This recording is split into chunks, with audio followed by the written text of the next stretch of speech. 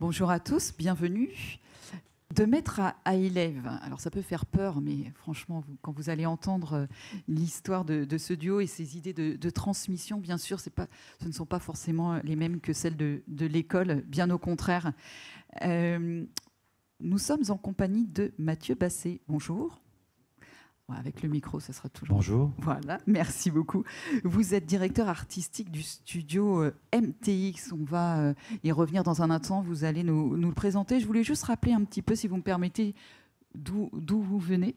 Votre parcours, mais très rapidement, vous avez été formé à l'ENSI Les Ateliers, vous êtes passé par Hermès, si je ne m'abuse, mais vous avez aussi fait d'autres collaborations, et du coup avec Issey Miyake à Paris aussi. Et donc en 2015, vous intégrez le studio, le fameux studio MTX, dont vous allez nous parler, et vous êtes à la direction artistique et de développement depuis 2017. C'est juste. Jusqu'ici, je n'ai pas dit de bêtises. Très bien. Clotilde, bonjour. Clotilde Sabaté, vous êtes chargée de projet création et matière au studio MTX. Oui. C'est bon, ça fonctionne? Oui, c'est bon. Parfait. Si vous me le permettez, vous avez presque 30 ans.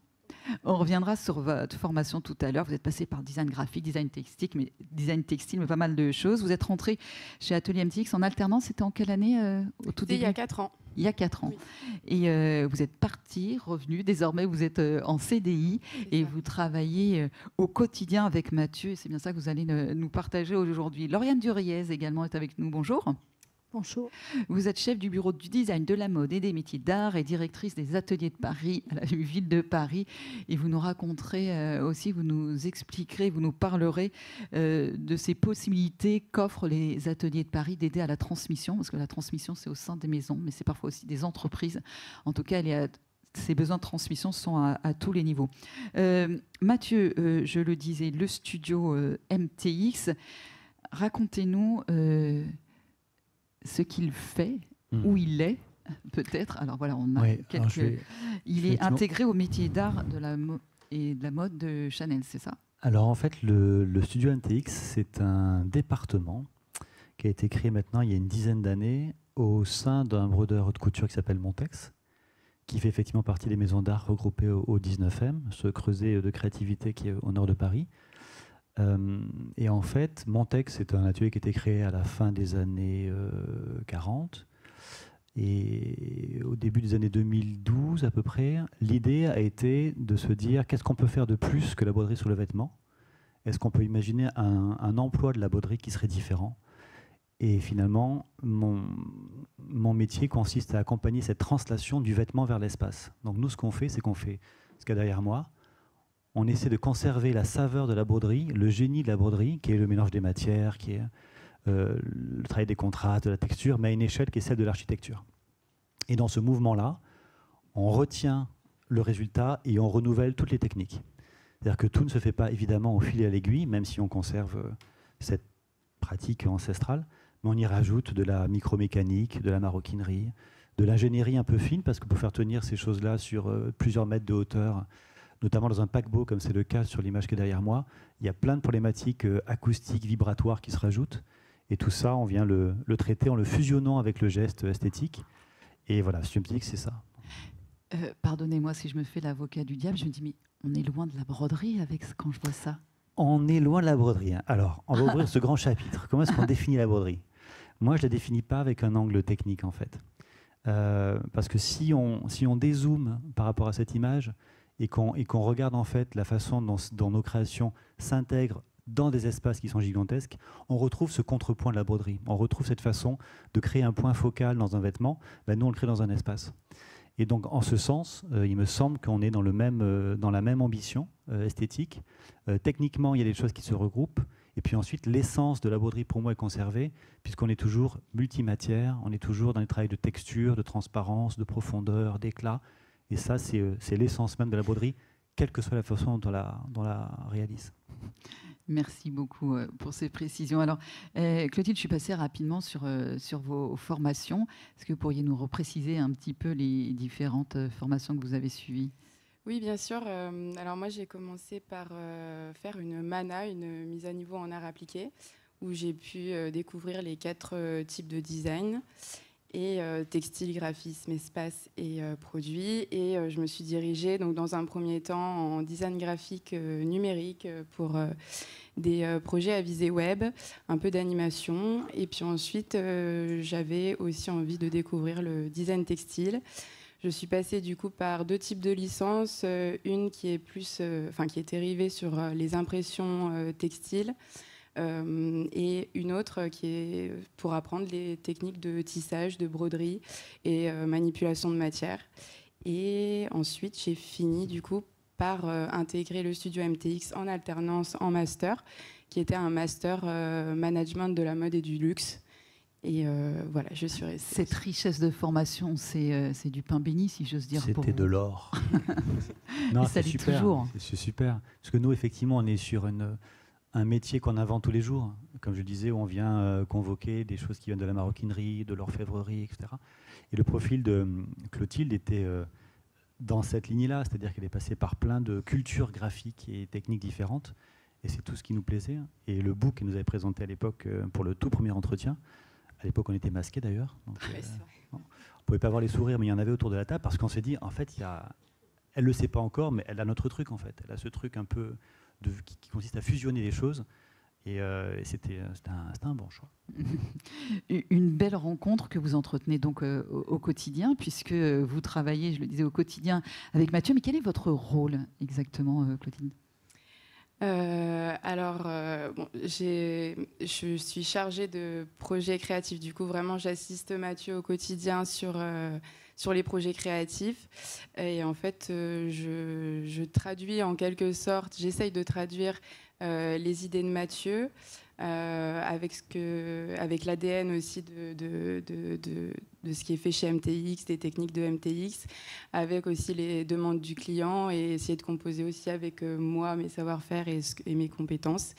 Et donc, je fais ça par le biais soit de la maquette ou par le biais de la recherche d'images, de montage, de composition, de couleurs. Voilà, c'est plusieurs techniques qui s'entremêlent pour essayer de répondre au mieux.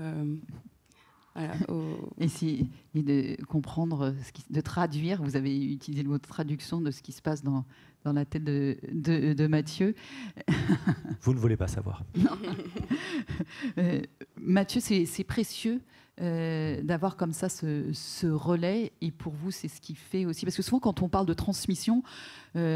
surtout au domaine du luxe, on parle de transmission du geste.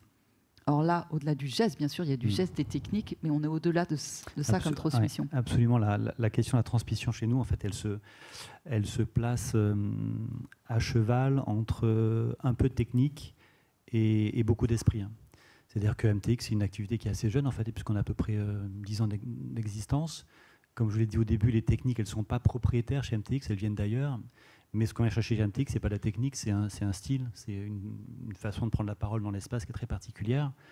Et en fait, la transmission avec Clotilde, elle se fait surtout sur ça, sur comment est-ce qu'on est sûr que ce qu'on est en train de faire, c'est bien du MTX en fait. Ça rentre bien dans l'histoire de la marque, si je peux le dire comme ça, en tout cas notre histoire à nous. Comment est-ce que c'est reconnaissable, comment est-ce que ça traduit bien nos enjeux. Et on n'arrête pas de dire le mot traduire, mais le rôle de Clotilde, il est bien au-delà de la traduction. Puisque moi, parfois mes briefs, ils sont obscurs et rapides. Et en fait, on a besoin de se voir proposer des réponses à des choses que nous-mêmes, on a du mal à formuler. Et c'est en voyant des choses qui sont proposées et non pas juste traduites que finalement, nous-mêmes, on arrive à mieux comprendre ce qu'on a en tête. Mmh. Clotilde, cette idée de la transmission, est-ce que c'est ainsi que vous l'imaginez ? Qu'est-ce que ça représente pour vous ? Oui, donc c'est en même temps en effet dans la traduction, mais peut-être que si moi j'ai beaucoup appris à faire des recherches plutôt en 2 dimensions, et MTX ça m'a donné aussi une ouverture sur la mise en espace et justement de travailler à d'autres échelles, à des plus grandes échelles, et je crois que c'est aussi une part de transmission du studio MTX pour moi. Vous aviez, vous, à un moment donné, bénéficié d'une transmission, Mathieu ? Est-ce que, parce qu'on n'a pas toujours cette chance-là ? Oui. Bien sûr, hein, tout le monde n'a pas cette chance. Et moi, je l'ai eu, et j'ai eu vachement de chance, parce que je l'ai eu à plusieurs reprises. J'ai eu moi j'ai repris des études à 29 ans. Avant j'étais dans un cursus qui avait rien à voir, j'ai fait une école de commerce, j'étais consultant dans une grosse boîte. Mais bon, le design m'habitait depuis que j'avais 17 ans. Et en fait j'ai rencontré des gens qui étaient comme moi des passionnés et qui m'ont aidé un peu à franchir le pas. C'est une première sorte de mentorat, on va dire. Et ensuite, il y a plusieurs figures dans mon parcours qui m'ont beaucoup aidé. Il y a Pascal Mussard, de la maison Hermès, qui m'a repéré quand j'étais étudiant et qui m'a fait rentrer chez Hermès au tout début et qui a commencé à former mon œil. Il y a Annie Trussard, qui est la fondatrice, celle qui a fait de Montex, qui était Montex dans les années 80, qui elle aussi m'a rencontré et m'a fait rentrer dans l'histoire de MTX. Et puis il y a beaucoup d'autres femmes en fait. Il y a Maria qui a repris la direction générale derrière. Il y a Cécile, à l'heure actuelle, qui sont chaque fois des personnes qui nous donnent les moyens de nos ambitions et qui nous aident à faire avancer cette idée pas évidente quand même de déployer la broderie à l'échelle de l'espace. Donc non, c'est une chance. Oui. On est au-delà du mentor. On est au-delà du mentor, oui. Ouais. Ouais. Le mentorat, c'est vraiment quelque chose qui... c'est comment les gens vous aident à voir le monde différemment. Et puis il y a ceux qui vous donnent les moyens de le faire. Et moi, j'ai eu la chance de creuser les deux. Une transmission, est-ce qu'à un moment donné, ça s'arrête ou finalement, tant qu'on travaille ensemble, on se voit transmettre des choses et c'est au quotidien et c'est tous les jours et on se dit, est-ce qu'à un moment donné, même vous craignez de dire, mais si à un moment donné, j'ai plus l'occasion de travailler avec Mathieu, comment je vais faire toute seule? Pardon, on n'avait pas préparé cette question. Vous avez le droit de dire non, mais celle-là, on ne l'avait pas préparée, donc c'est trop dur. Non, oui, surtout qu'en effet, au studio MTX, j'ai l'impression que comme on revisite les techniques ancestrales, en fait, on fait perpétuellement aussi des nouvelles choses, on développe tout le temps des nouvelles techniques. Donc en fait, la transmission, j'ai l'impression qu'en effet, elle perdurera plus dans cette lignée-là de transmettre des nouvelles techniques au fil du temps. Est-ce que vous me disiez la transmission n'est pas une duplication? Vous disiez c'est plus que de la traduction, mais c'est surtout pas une duplication. Ce que l'on vous transmet, vous l'accaparez avec vos compétences et vos savoirs et votre personnalité. Oui, je pense. Non, c'est sûr, bien sûr. Le studio, il mute au fur et à mesure des gens qui rentrent dans notre équipe. Hein. C'est certain que chacun apporte quelque chose. Et il y a une sorte, cette expression est toujours un peu l'ADN, quoi. Effectivement, il y a quand même, à la base, il y a un socle, mais on construit sur ce socle. Et la construction, elle se fait avec des apports qui sont extérieurs de plein de créateurs différents. Donc, oui. Et pour toutes ces maisons, et on va en venir aux ateliers de Paris, effectivement, il y a ces questions de gestes, mais aussi d'esprit de la maison. Et là, quand on est sur ce savoir-faire très particulier, effectivement, il faut qu'il soit transmis pour qu'il puisse perdurer, parce que si à un moment donné il n'est pas transmis, il va se déliter. Aux ateliers de Paris, Lauriane Duriez, la transmission des savoir-faire, elle est primordiale également pour les petites entreprises, parce qu'il y a tout un tas d'indépendants et pour les apprentis afin de compléter leur formation, parce qu'on a bien vu, Clotilde est rentrée en apprentissage, et c'est déjà une première piste de transmission. Et pour cela, vous avez créé, vous, en tout cas les ateliers de Paris, le prix savoir-faire en transmission. Expliquez-nous un petit peu de quoi il s'agit. Oui, alors c'est la ville de Paris qui, en 1979, a créé ce prix qui, en fait, permet chaque année à une vingtaine de jeunes professionnels ou adultes en reconversion de choisir une entreprise et de passer un an au sein de cette entreprise avec un programme qui est vraiment écrit à deux mains et qui va permettre à cette personne de parfaire son savoir-faire, mais également de comprendre au fur et à mesure, toute l'année, comment fonctionne un atelier, comment fonctionne une entreprise. Donc c'est vraiment ces deux axes qui sont très importants. Parfaire son savoir-faire, parfaire son geste, aller plus loin. Et on sait bien aujourd'hui que dans ces ateliers, il se passe énormément de choses, que la recherche, l'innovation sont des aspects qui sont primordiaux pour faire que ces ateliers répondent à des projets de plus en plus créatifs et nouveaux. Et donc, ces personnes vont pouvoir suivre travailler vraiment main dans la main avec une autre personne, avec des équipes complètes, et donc parfaire leur connaissance. Parce que c'est ce que vous dites très bien, il y a le savoir-faire, le geste, et puis il y a la réalité du métier. et de l'entreprise et du business. C'est bien ça qu'il faut aussi acquérir. Et ça, quoi de mieux que de le vivre en entreprise, hein. Et vous vous êtes rendu compte aussi, alors je ne sais pas quels sont les chiffres aujourd'hui, mais c'est arrivé. D'ailleurs, je suis étonnée qu'il soit si ancien que ça, ce prix, parce que cette prise de conscience, on a l'impression qu'elle est plus récente. Là, il était vraiment précurseur. Hein. Oui, tout à fait. Mais c'est un dispositif en fait qui existait au niveau national, qui s'appelait les prix de perfectionnement au métier d'art, qui étaient gérés à l'époque par la Société d'encouragement au métier d'art. Et la ville de Paris, en fait, a tout de suite souhaité aussi participer à ce dispositif, et donc chaque année a financé 7 prix. Et au fur et à mesure des années, la politique de Paris en faveur des métiers de la création s'est développée, avec la création de l'incubateur des ateliers de Paris, les grands prix de la création, les politiques immobilières pour permettre de s'installer sur le territoire. Et des mécènes nous ont rejoints. Et donc je les remercie. Et aujourd'hui, c'est en effet 23 prix. En 2024, on en a attribué 22 et cette année 23. Et c'est 85 à 90% de taux d'insertion. Donc ça fonctionne extrêmement bien, puisque c'est un dispositif qui est un dispositif sur mesure. Et pour les métiers d'art, je crois que c'est parfait. Voilà, et c'est extrêmement plébiscité par le bénéficiaire, mais aussi par l'entreprise d'accueil. Et donc chaque année, on reçoit des dossiers en nombre. Et voilà, moi je trouve que c'est un dispositif, j'aimerais qu'il existe au niveau national encore. Bien sûr. Je ne rentre pas dans les détails de vous expliquer pourquoi il a été supprimé, c'est les lois de la formation professionnelle malheureusement. Mais il y a la ville de Paris et il y a 3 autres régions qui ont à peu près le même dispositif. Effectivement, parce que je le disais, il était assez précurseur, parce que c'est davantage au début des années 2000 que les uns et les autres institutionnels qui travaillaient avec ces métiers d'art avaient tiré la sonnette d'alarme sur toutes ces entreprises, ces savoir-faire, ces ateliers qui allaient fermer faute de repreneurs et avec des savoir-faire qui allaient se perdre. Donc c'est tout à votre honneur d'avoir continué. Et ce taux d'insertion est très important. C'est la question que j'allais vous poser derrière, parce que c'est pas le tout.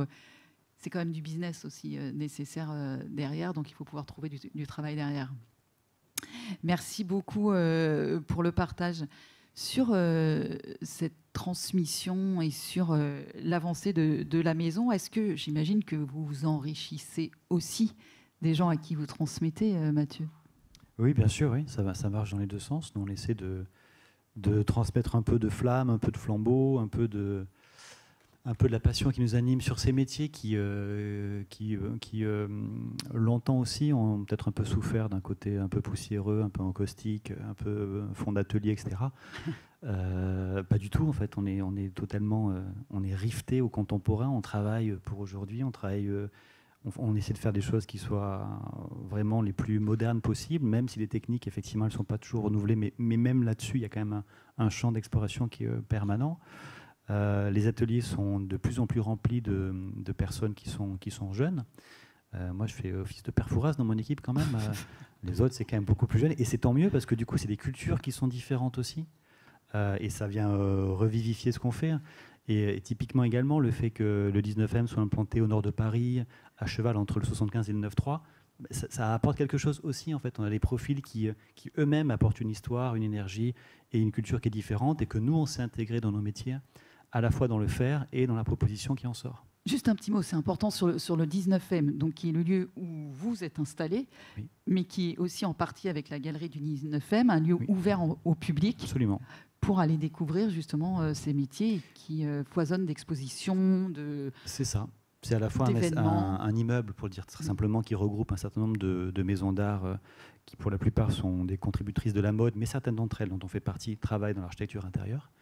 Et au rez-de-chaussée de cet immeuble, il y a une galerie qui fait une programmation artistique super intéressante, qui souvent fait se rencontrer des artistes et des artisans, pour essayer de cette dichotomie-là, très transculturelle également, et voilà, ouverte au public avec des expositions vraiment qui valent le coup d'être vues, quoi. Ouais, encore une initiative, effectivement, comme celle des Deux Mains du Luxe et comme beaucoup d'autres qui permettent de découvrir ces métiers-là. Quand on regarde tout à l'heure, vous nous parliez de paquebot, par exemple, pour celui-ci, mais justement, pour aller plus loin dans cette idée de modernité, quels sont vos clients aujourd'hui, sans tout dévoiler, mais Non, bien sûr.